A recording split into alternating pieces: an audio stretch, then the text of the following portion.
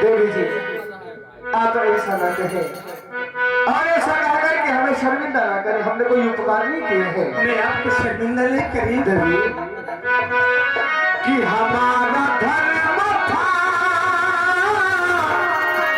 हमारा धर्म था, हमारा धर्म था जो उसको निभाया देवी, हमारा धर्म था जो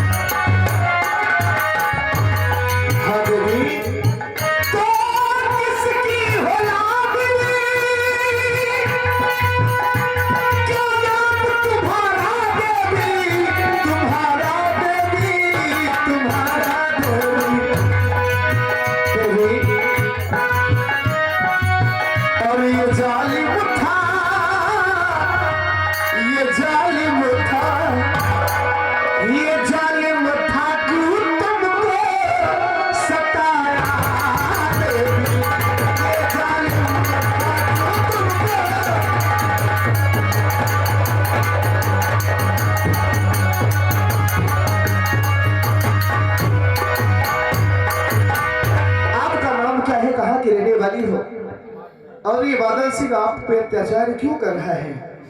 जानना चाहते हैं तो सुनो, मेरा नाम शबनम है।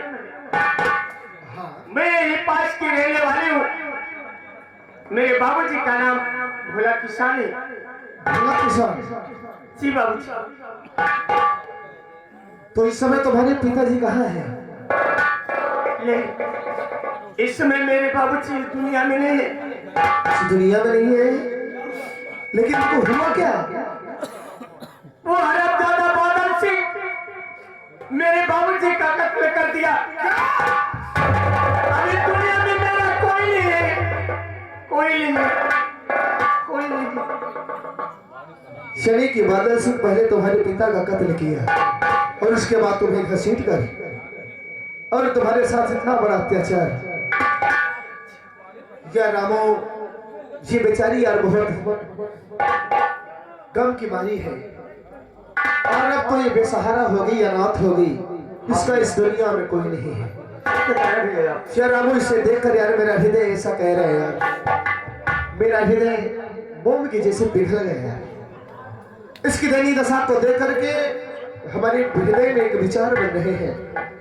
रामो, मेरी इच्छा ऐसी कह रही कि यार कुछ न कुछ इसका सहयोग किया जाए, क्योंकि ये बेचारी बेसहारा है, असहाय है और बेसहारे असहायों के ऊपर उपकार करने से कभी कमती नहीं होती। जय हो भैया। सत्य बात है, कहा गया है कि पर ही तो सही सधर्म नहीं भाई, और पर पीड़ा सब नहीं है हमारी। मुसीबत में गरीबों का, यतीमों का, विकलांगों की सहायता करना, इससे बढ़कर के कोई धर्म नहीं है।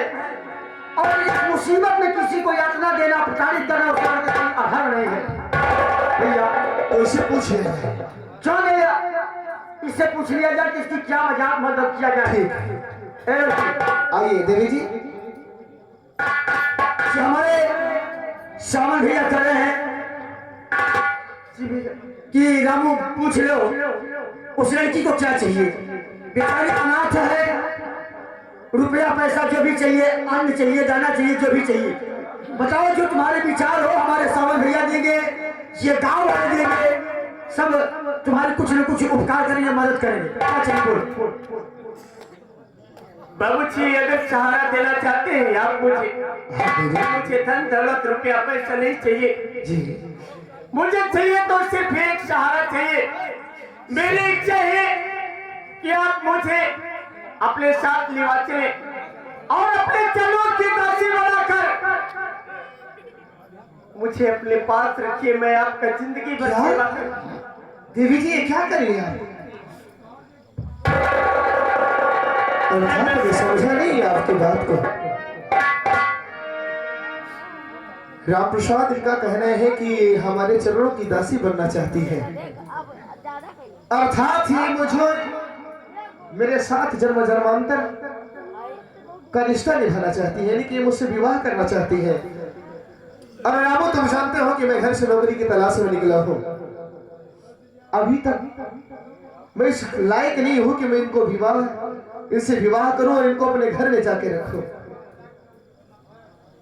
भैया आप सही कहत है, लेकिन एक ध्यान दे कि आप वचन दे हैं कि ये जौन चाहे तो कितने मांग ले। अब आप सरकार अब विवाहित नहीं है, अभी वही तो ही है, शादी ब्याह आप हो गई करे कहे हैं भैया नौकरी ब्याह शादी नहीं होता। ठीक बा, अगर ये अधन करी लड़की कही नहीं है तो भैया हमें कहे हैं कि जन्म विवाह हमारा गति सोई, कि जन्म विवाह हमारा गति सोई, यह जैसे लिखा कहा तक होई। साथ ऊपर वाला तुम्हारे नसीब में कर नसीब जोड़े हो जैसे भैया हमारा ये गलती ना। राम प्रसाद तुम भी सही कह रहे हो यार। देखो क्योंकि अगर परमात्मा को ये मंजूर नहीं होता तो फिर मैं यहाँ क्यों आता। खैर दूसरी बात ये है कि राम प्रसाद एक लड़की के लिए अपने मुख से कह देना बहुत बड़ी बात है। आज ये अपनी सर्वभया को छोड़ करके मुझसे अपने दिल की बात कही है। देवी जी मैं आपकी भावनाओं को समझता हूँ, लेकिन आज तो मैं आपसे वादा ही कर सकता हूँ। मैं आपको वचन दे रहा हूँ, जैसे ही देवी जी मुझे नौकरी मिल गई, आज मैं धरती माँ को साक्षी लेकर कसम खाता हूँ, ठीक नौकरी मिलते ही मैं आपको अपनी दुल्हन बनाऊंगा, मैं आपसे अपना विवाह रचाऊंगा। ये मेरा वादा है। और मैं ये वादा करती हूँ विवाह करूंगी तो सिर्फ प्यार से, अन्यथा जिंदगी भर तुम्हारी रह जाऊंगी।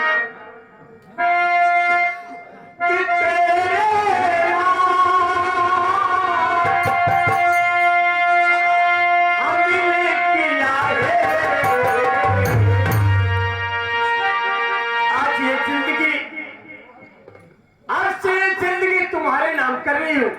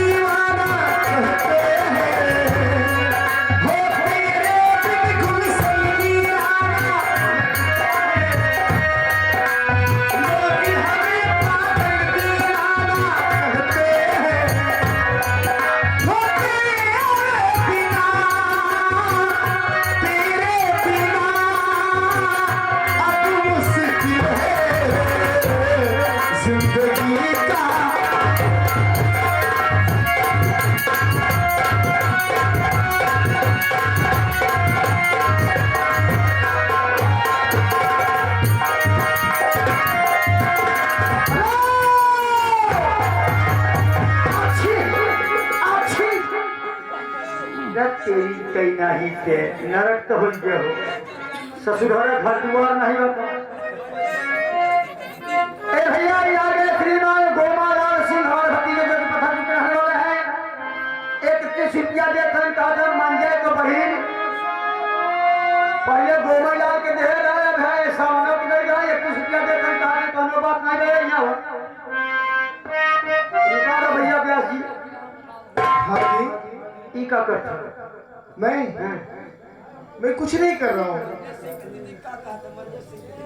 और ये तो मैं प्यार कर रहा हूँ क्या बात अच्छा आप प्यार कर रहे थे जी अब तू जब मुछावा रहा तुमका मार करत रहा का और प्यार ही करता अरे यार आखिर में ओकर तो रहाई दे नहीं वो जबरदस्ती है ओकर आती पूती निकाली ले तू सरवाए के हो तो फुटही आखी में रखे अब तू जब ई रास्ते आप घर दुआर चलती है एक किसी क्या हमें गोमाला देनी कहानी बताए के सावन भैया के मंजे तो वही नहीं इसने रास्ते चलत होते अच्छा सुनो बात ऐसी है देवी जी रात बहुत हो गई है और मैं आपकी आवाज सुनकर के यहाँ आ गया आगे का रास्ता मुझे नहीं पता है अब इतनी रात को मैं कहाँ जाऊँ एक काम कीजिए हाँ मैं जानती हूँ आप परदेसी हो जी रास्ता आपको मालूम नहीं जी ये बगल में मेरी झोपड़ी है हाँ जी फांसी में चल कर के हाथ भरो गुजार लीजिए सुबह होते ही अपने ठीक है देवी जी